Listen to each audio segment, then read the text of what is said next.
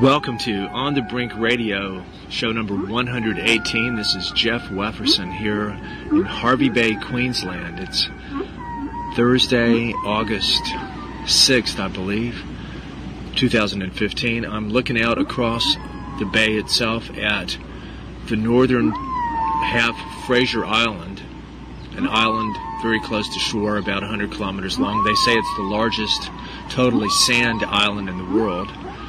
The whole northern half of the island is now covered with smoke.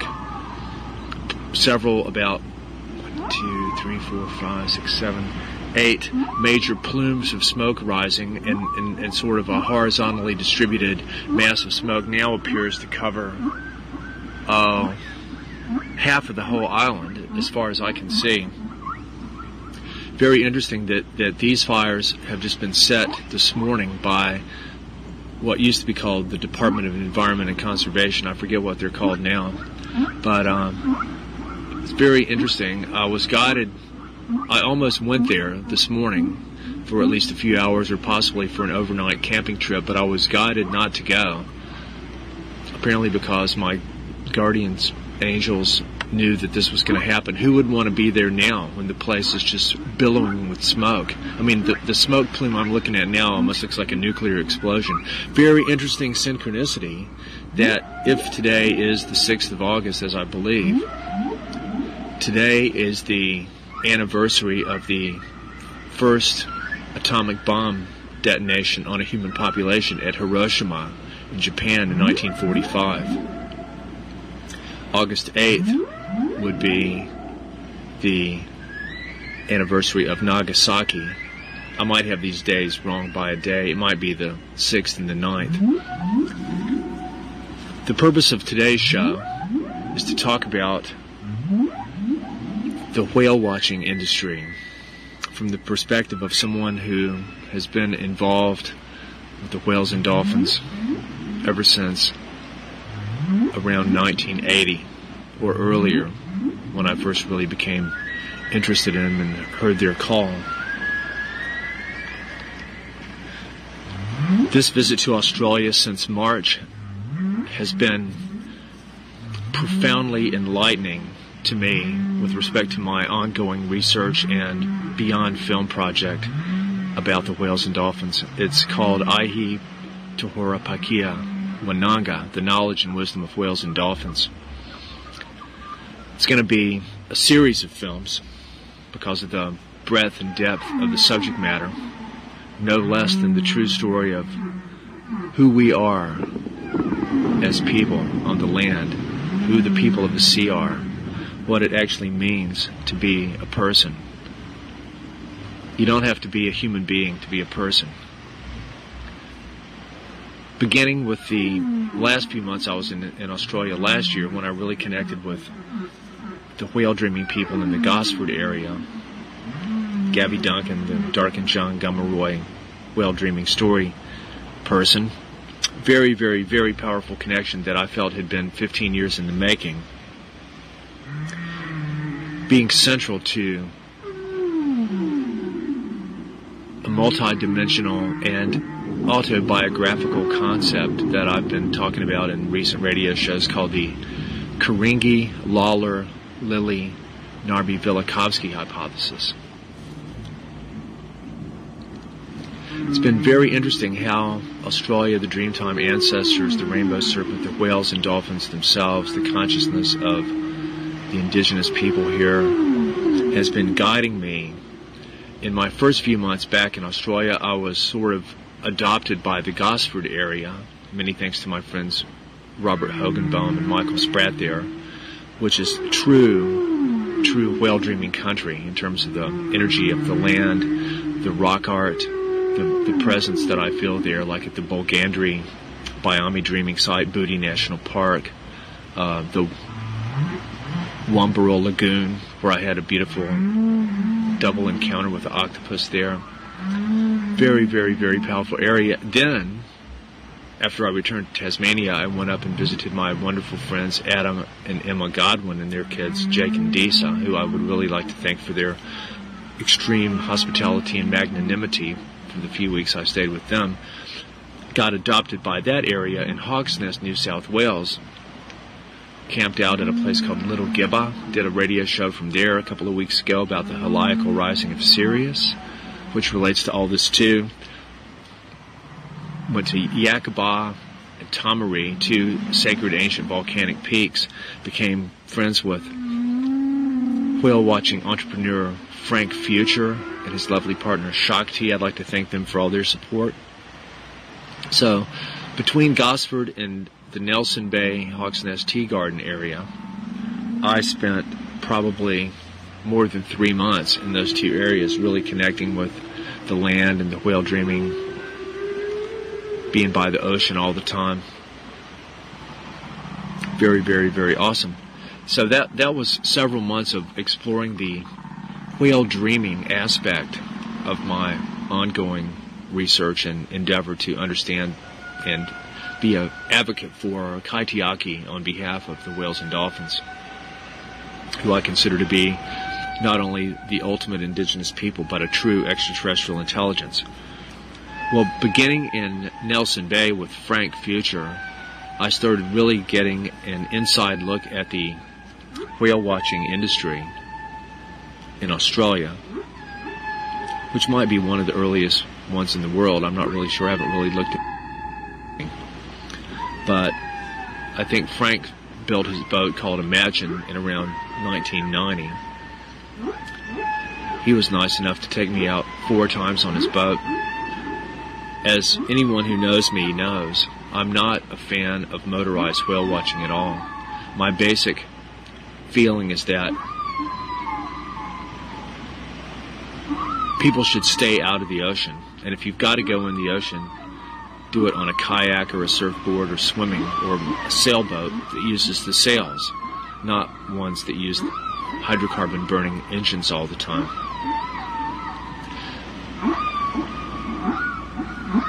I always ask the people that run the whale watching tours, I go like, well, would you want groups of people or other beings coming around you wherever you were, maybe at your house, coming in your house or in your yard, looking at you, taking pictures of you, recording you, yelling at you, imitating you, studying you, sending drones over you?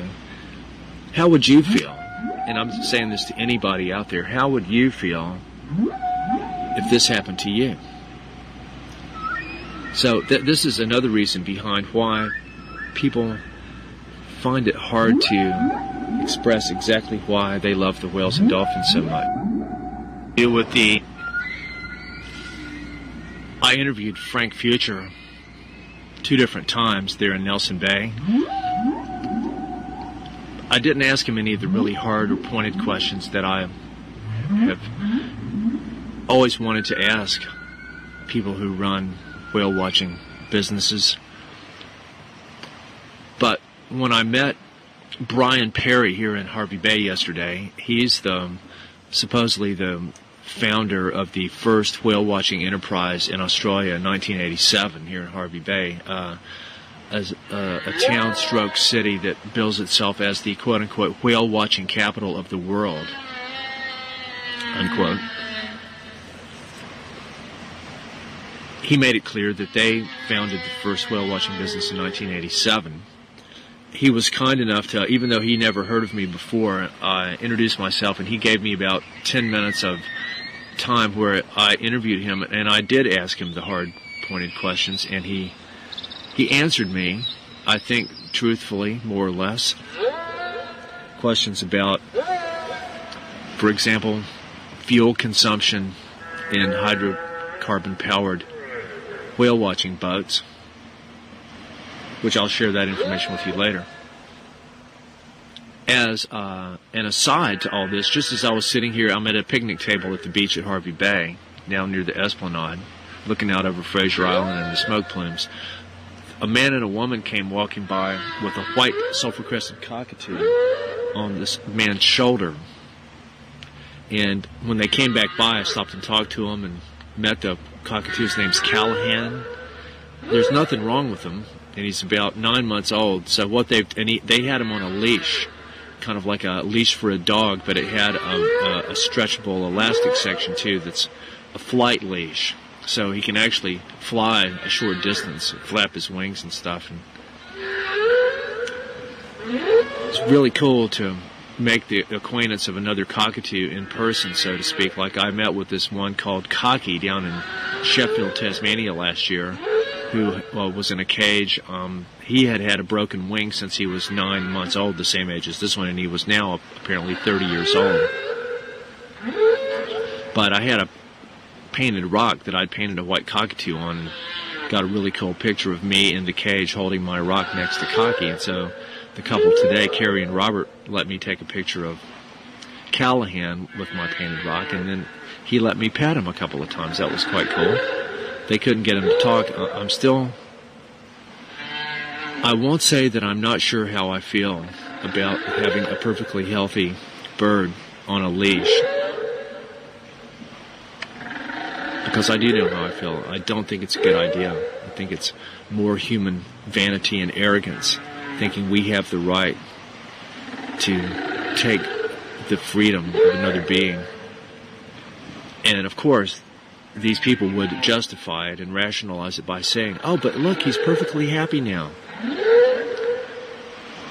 Which may in fact be the case. But he's not a free cockatoo, which is really how they're meant to be. They've taken a significant part of his life, and even though he might be happy, is happiness the ultimate goal of life? In the same way, the people that run these whale watching businesses are the first to tell you that, well, look, the whales, they don't run away from us. They come right up to the boat and hang out there. And the whales actually did that today to a certain degree. The boat, of course, sped under full power at probably its top cruising speed of about 20 knots to get to where the whale blows were. But then once it was there, it slowed down and approached to the maximum approach distance allowed by law, which is 100 meters. Then a couple of times the whales did approach closer to the boat, come over, hung out for quite a while. This was my longest, most extended encounter with humpback whales. They were probably, for quite a while, only, probably 10 meters from where I was. And I did feel a very powerful, interesting connection with them. It was really weird. Some of the people, this one woman in particular, kept yelling at the humpback whales and talking to them as if they were dogs in that exact voice, like, here, good whale, come here. And and just like, and she wouldn't shut up. So that was a really interesting and kind of bizarre behavior in itself. The people were clapping, applauding. I just think it would be so much more powerful that if you were in a situation like that, to be in a state of complete silence and silencing your own inner vibrations, so that you might have a better chance of experiencing who the whales actually are as fellow beings.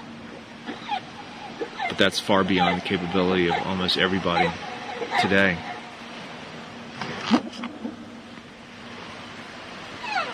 So why is industrial whale watching tourism not good? I think that first I'll express the good side of it, because I think that it does create an opportunity for people to see and be near whales. And the fact that they're interested in doing that is good. It shows that they're interested in something that's alive, regardless of what their actual beliefs and attitudes are. On the boat today, for the first time, it's not like I hardly ever go on whale watching boats. I'm not a supporter of the industry, but this was the 5th one I've gone on in the past few weeks. And on today, for the first time, I actually started talking to some of the people there about what inspired them to go on a whale watching tour, and if they had done it before, and who or what the whales represented to them in their mind. And the people pretty much said, almost word for word, exactly what I was expecting them to say. That one of the men said, like, oh, they're just such magnificent animals. I've heard that expression so many times, magnificent animals. And the woman goes, oh, well, I just love them, but they can never really tell me why. And she goes, well, but they're mammals, aren't they? And I'm like, yes, they are. And so, but that's about as far as it goes. So I think that the whale watching industry does serve the purpose of getting people out to where the whales are so that they can see them and be close to them. Beautiful magpies singing right above me in the tree. Kingdom of the birds.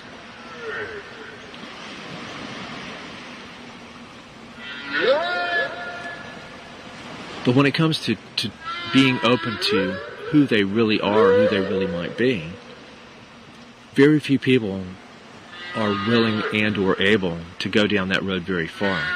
Because, as I've really come to understand very deeply, the limitations lie within us.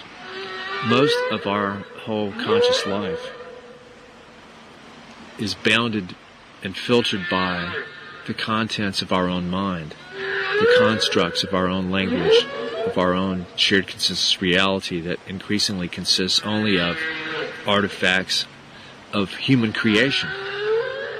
Now there's a little teeny spider going across my microphone.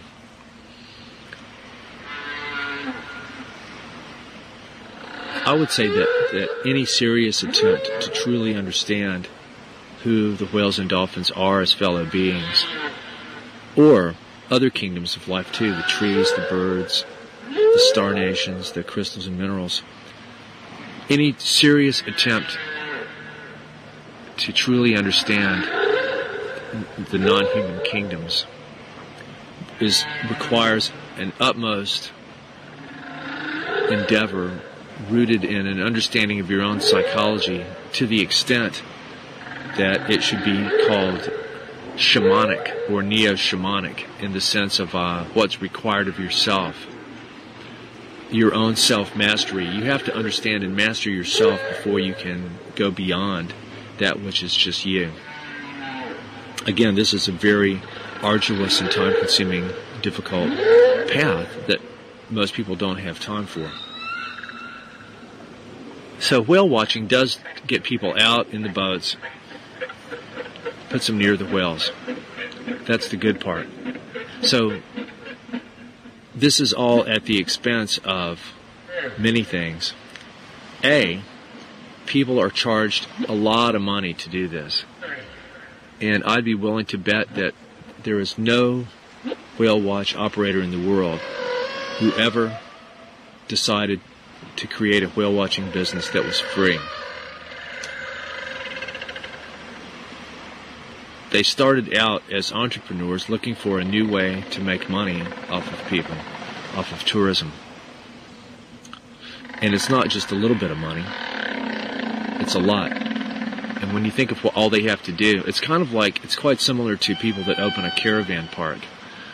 All you have to do is have a piece of land, build some minimal facilities on there, divide it up into little areas, and set up an office, get a few permits and stuff. Then you can charge people basically however much you can extort from them for the privilege of setting up their tent or their caravan on your piece of land. It's a racket. And the whale watching industry is only one step behind, in the sense that in whale watching, you don't rent out a piece of land. You rent out a square meter of space on your boat. So the operating expenses for the boat are significantly more. I got some hard data today from Brian Perry's boat called the Quick Cat 2, that has twin 430 horsepower Cummins diesel engines. The driver today told me that they consume about 70 liters per hour. Yesterday, in his interview, Brian said that they consume about 1,000 liters of diesel fuel per day. So that's for the one boat making 2 trips a day. So I'm not sure how many days of the year they operate. But if they operated 365 days a year, that would be 365,000 liters of diesel fuel. And diesel's about $1 a liter, plus or minus. So we'll say $400,000 in diesel fuel. And if you're a believer in the climate change hysteria and the whole thing with carbon dioxide being a demon, an environmental demon that must be eradicated, then how much carbon dioxide is generated from the combustion of 365,000 liters of diesel by one boat? According to Brian, there's 8 whale watching operators in Harvey Bay.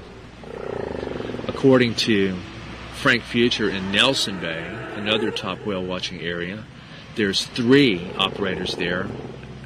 Frank never provided any statistics on fuel consumption, but he did say that the whale watching brings $40 million a year into Nelson Bay alone. So with 8 tourism operators here in Harvey Bay, the whale watching capital of the world, it might be closer to $200 or $300 million a year. Because the way they figure is, it's not just the money that they pay to the whale watching operator, it's the money that the people also pay when they come to stay there. Coming to go and see the whales could be the big attraction that draws people here from international destinations. When they come, of course, they're going to spend probably thousands of dollars for the minimum short stay in accommodation, food, vehicle rentals, buying this and that, everything. So this is how they all figured into the equation. Now, this takes us to what I can consider to be a very dangerous development here in Queensland over the past few months. Somehow, they've been granted a permit by whoever it is that grants these permits. That's what I'm on the trail of tracking down now. A permit to allow people to go in the water and swim with the humpback whales. And according to Brian Perry, yesterday, he told me that it was, in fact, his company that has been granted this singular permit to allow people to swim with humpback whales. So I asked him about exactly what that meant, and he explained 3 different ways in which people would swim with the whales. Now, as I understand it, my immediate question to him was, well, how close would you then be allowed to go to them in your boat? And I think he said that the 100-meter limit still applies, and so that they would position themselves there, and then if the whales wanted to approach, then that's up to the whales. But the people wouldn't just be dumped into the water in wetsuits like they are in Kaikoura, New Zealand for dolphin swims. They would be either attached with a rope or inside some kind of net or cage or something like that. I'm guessing to protect them from sharks inside the cage. That was Frank Future's immediate admonition against whale watching in the Sunshine Coast area here, was because of, he said it's quite sharky there around Mooloolaba. So, the article on this new swimming with humpback whales permit was basically, I'll have to go back to the article and find out who it was they interviewed. It might have even been Brian Perry himself, but ultimately all they were talking about, they weren't even talking about how this might create an opportunity for people to get to know the whales better, experience their vibe, their energy up close, look into their eyes, maybe even touch them if they came close enough. They didn't even say any of this stuff. All they talked about was reeling off statistics about how many new hotel beds that this might be worth per year, and how they've already had pre-bookings from international clients in Europe and the British Isles and stuff to come here and swim with humpback whales. So beyond whale watching, which has now become old school, passé, everybody's been there, done that. Now, for an area like Harvey Bay, the self-acclaimed whale watching capital of the world, for them to be able to advertise in National Geographic, for example, right alongside your advert from New Zealand, 100% clean and green, New Zealand, where they use 85% of all the 1080 poison deployed in the world, and where the Maui's dolphin is on the very brink of extinction there on the North Island in New Zealand. 100% clean and green. Now, Australia, Harvey Bay can advertise that here in the whale watching capital of the world, and no, they're not paying me to say that, you can now come and swim with humpback whales. So imagine what kind of tourism draw that's going to be. People are going to be flying in from every continent on the planet so that they can come here and book their tour to swim with humpback whales. I find it disgusting, to say the least. Brian Perry seemed like a pretty cool dude for a capitalist, which he is. I was talking with him about finding more underwater footage to use in my film project. And yesterday he said that they had heaps, but then today he goes like, well, we sold it all off. That was my drum cracking from the sun. We sold all our footage, but we want to get more. This is Brian talking, he wants to get underwater footage of people with whales. And my immediate response was, in my mind, I went like, well, the only footage I'm interested in is footage that doesn't have people or boats or anything. But my immediate response to him was, I went like, well, I think people swimming with the humpback whales is a really bad idea. And at first, for the first few seconds, he actually seemed like he actually cared about why I said that. He goes like, why? As if he had never even thought that there could be anything negative about it. And I didn't even try to go into it. I just went like, well, he goes, why do you think that? And I go like, well, it's a very sensitive and educated opinion. Who knows if I'll have a chance to talk with him more. Because when you say stuff like that, people turn off. I think we should stay out of the ocean.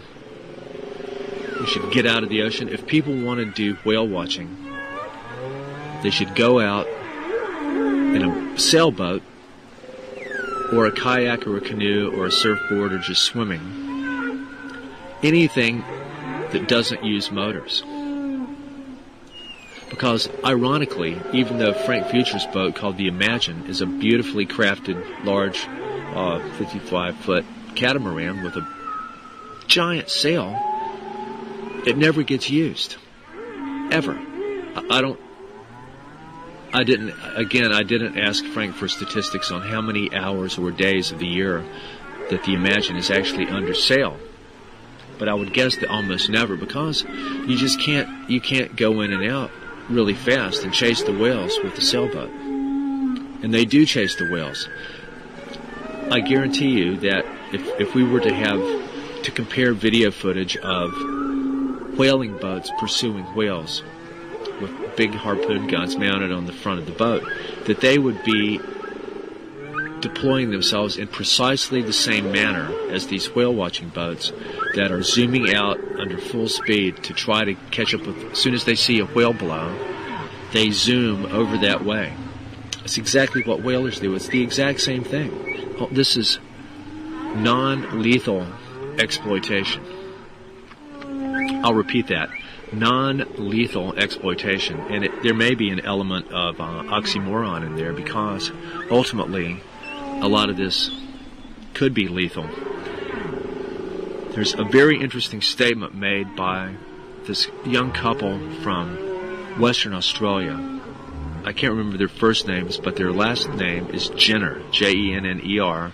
They conduct humpback whale research off the coast of Shark Bay, Denham, Exmouth, around in there, the central west coast of the southern Pilbara region, Western Australia. In their documentary called Whale Song, I think it's from the year 2007, they expressly state in no uncertain terms that in Western Australia, the greatest threat to whales is from whale-watching boats. I'll repeat. In Western Australia, the greatest threat to whales is from whale-watching boats. I can totally understand why. There's many different reasons. Few of the tourism operators want to consider or admit the contribution of their boats to the acoustic pollution, the increase in anthropogenic noise levels in the local marine environment. It's very, very, very significant. I need to do a little research to figure out what we know, and I'm sure the Office of Naval Research will be glad to supply me with this information, because surely they have it. But if you think about a sound source underwater, say like an explosion, or even a smaller sound like the strike of a hammer, something sharp, how rapidly and intensely that shockwave from that sound is going to travel in water. We all know from basic physics that sound travels faster and more intensely in water because it's more of a dense medium than air. But like with other forms of mechanical propagation, the intensity of the sound level drops off exponentially as you get further and further in time and distance from the initial sound source. So what we have to do is compute the asymptotic level at which the sound pressure level drops off to zero. That would give us the maximum distance within which the sound could be heard. Then we also need to correlate that with what's known about the sensitivity threshold hearing levels for different cetaceans. That is, what the minimum level of sound is that they can hear. If we were able to work with this information, we could compute a more accurate model of the saturation of the marine environment with anthropogenic noise based on statistical estimates of different sound sources, both mobile and stationary, from mechanical, electromagnetic, all the different sort of sound sources.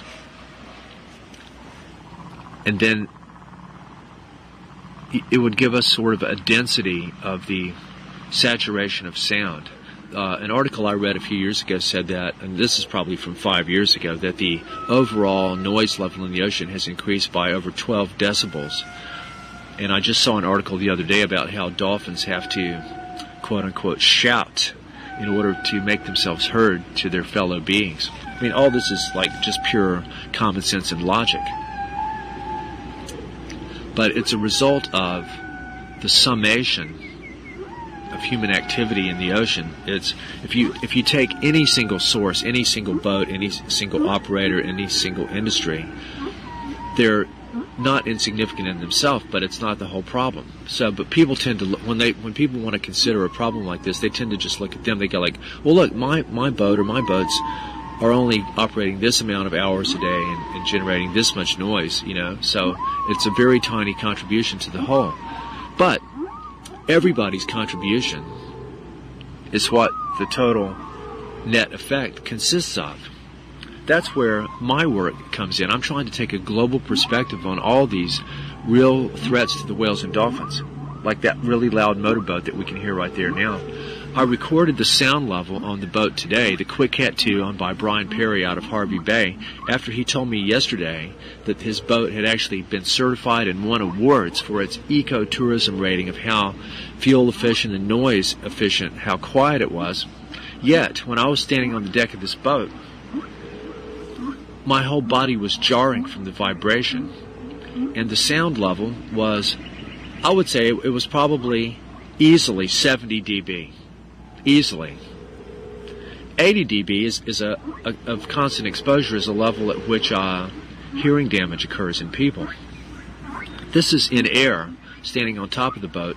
If I was able to record the sound under the water, outside the boat as it was moving, and that could be done with their hydrophones. In fact, I should get some people to do that sometime, to record their own underwater noise with their own hydrophones. That would tell us exactly a much more accurate picture of what the whales experience. Another thing is the whales and dolphins getting sliced with propellers. That's where Frank Future was a step ahead. I learned from a guy named Michael Andre, who's a whale and dolphin safety researcher. I believe he's French or Canadian. Of these things called shrouds. It's sort of a protective cover that goes around the propeller that would physically prevent the blades of the propeller from touching anything that came around, like a dolphin or a whale, a fluke, a flipper, a turtle. Like maybe small fish could get up in there. So Frank has that on his boats. But Brian Perry, I asked him yesterday if he knew what a shroud was, and he said yes. And I go, well, do you have them on your boats? And he goes, no. And I go, well, why not?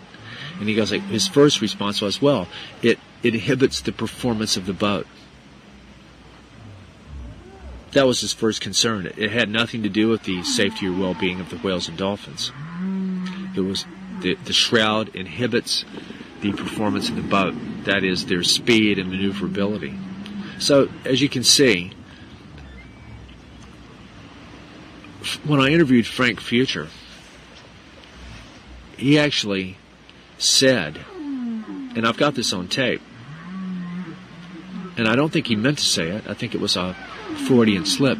He said that whale watching is the greatest threat to whales. I think what he actually meant to say was that whaling is the greatest threat to whales, which we all know it isn't. But I think he slipped up and admitted something that he actually thinks has elements of truth, but would never say on purpose. Even though the Jenners said it in Western Australia several years ago.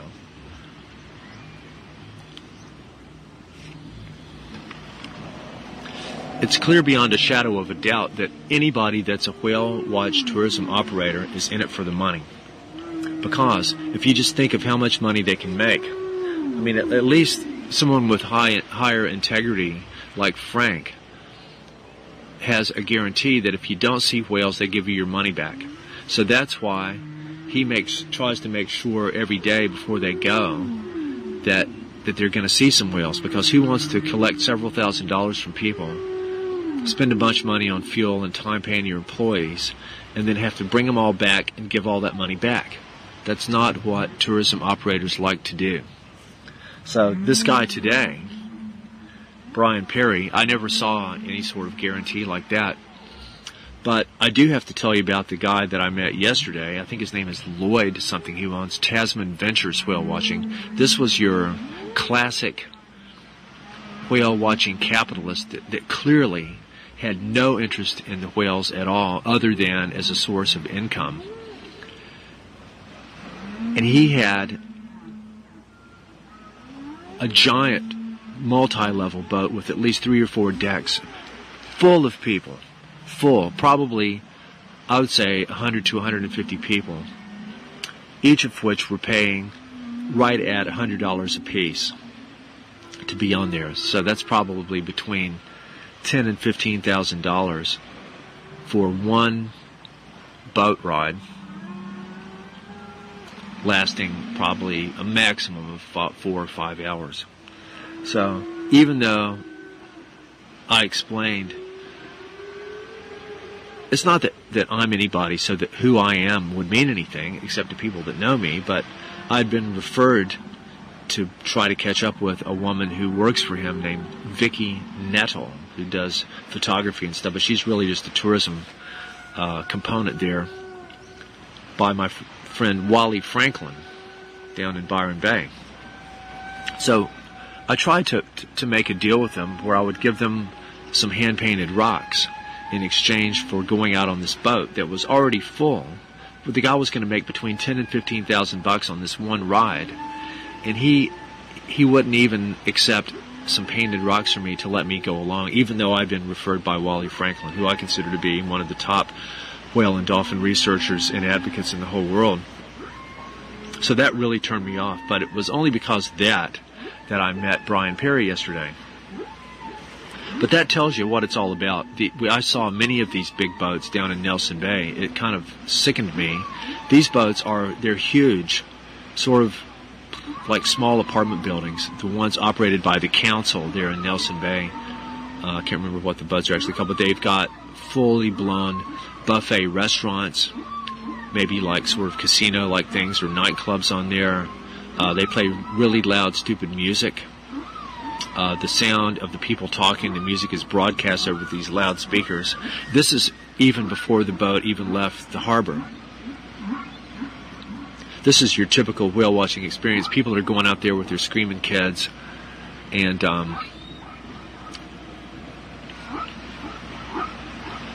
hooing and hawing and carrying on and getting drunk and stuffing their faces with all this food.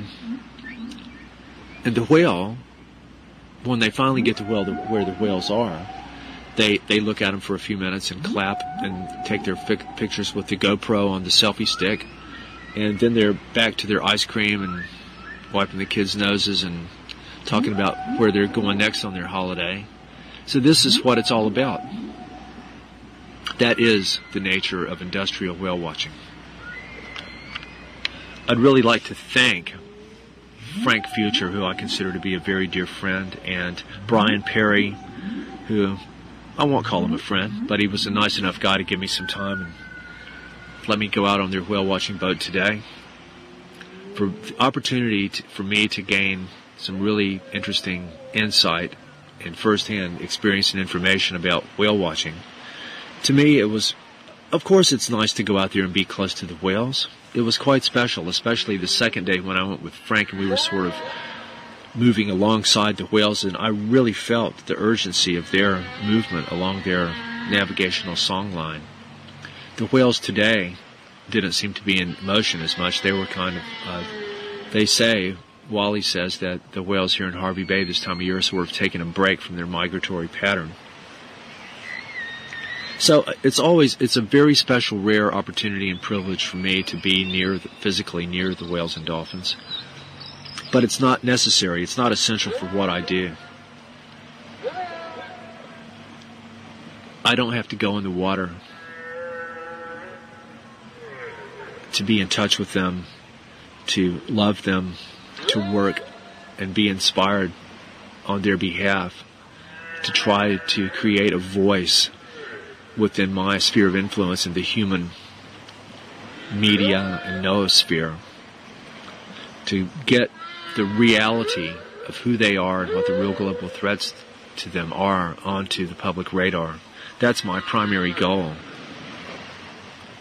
Beyond that are the more cosmic esoteric dimensions, the knowledge and wisdom that I believe that they have.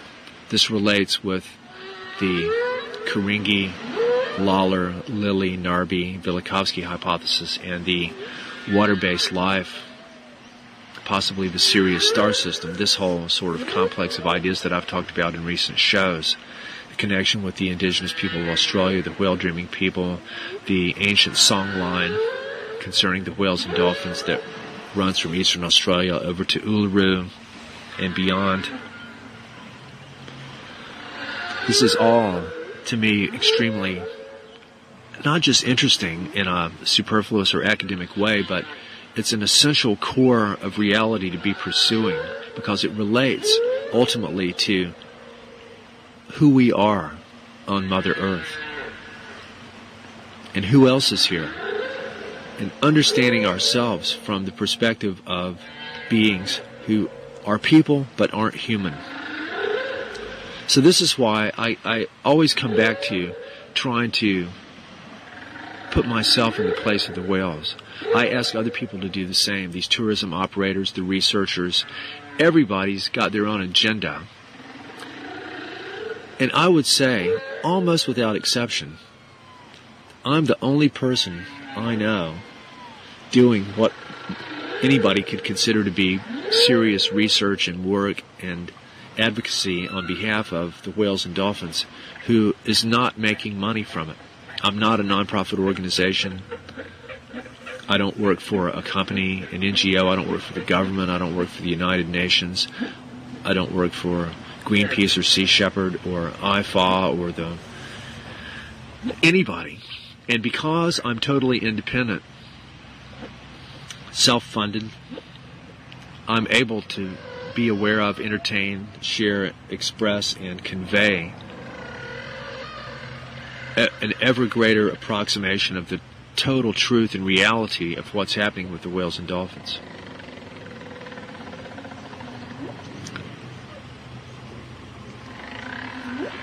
I'm sitting here looking out at the bushfires on Fraser Island.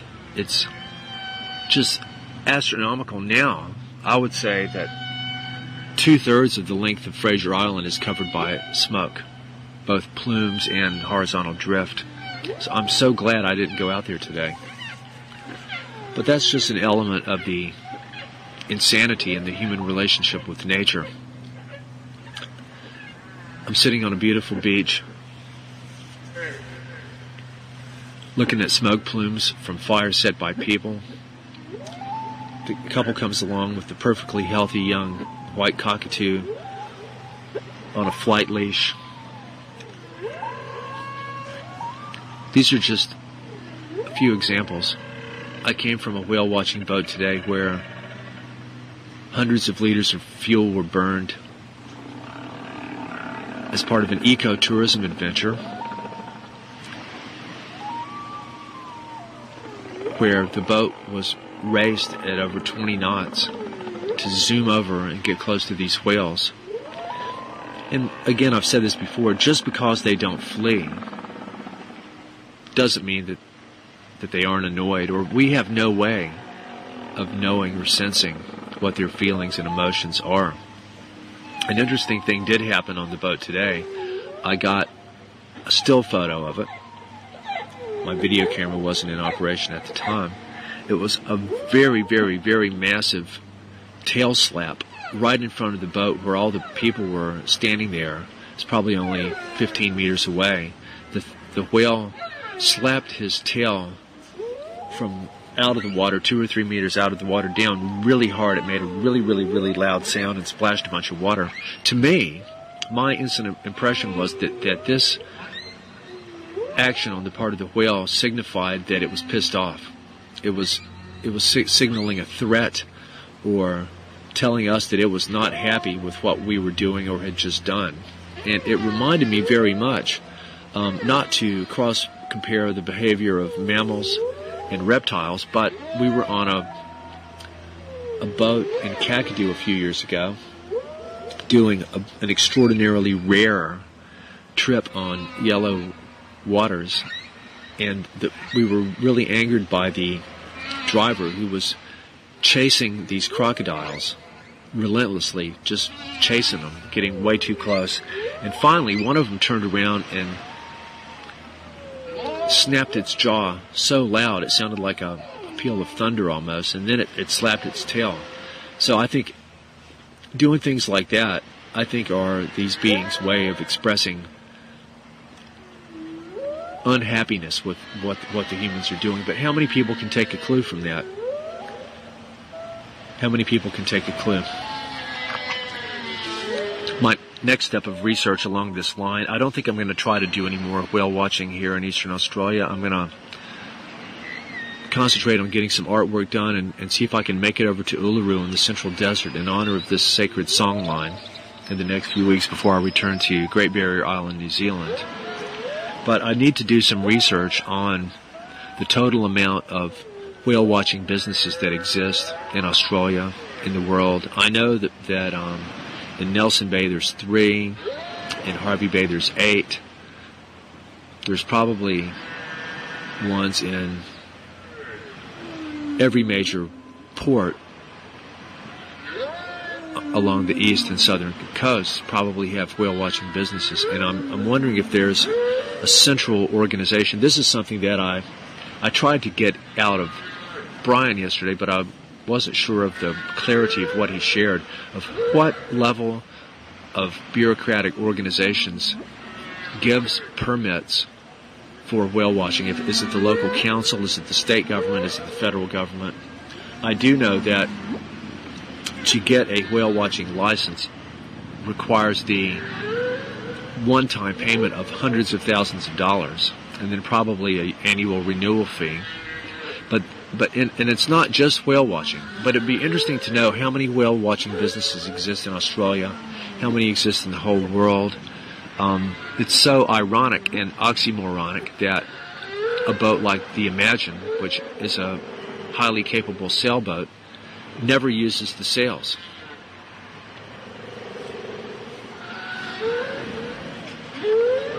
So, like I told my friend Douglas Webster in Hawaii a couple years ago, I think that the only truly valid way to be close to whales is in a boat under your own power, whether it's wind, oars, or swimming, paddling, like a canoe, a kayak, a surfboard, swimming. This is the only way to approach whales truly invasively. You can go out and position yourself, let them come to you. I'm going to draw this show to a close here. I've just had my acoustic sphere invaded by 5 elderly people who each have a dog, and they're sitting there babbling about who knows what, but they don't look very concerned about anything that's happening in Australia, environmentally, spiritually, ecologically, geopolitically. It's just so weird how I seem to be in a different dimension from the people here in general. I notice all this stuff and I care about it, but it's invisible to people. Just like the indigenous people here are basically invisible to the white man. It's just really, really scary.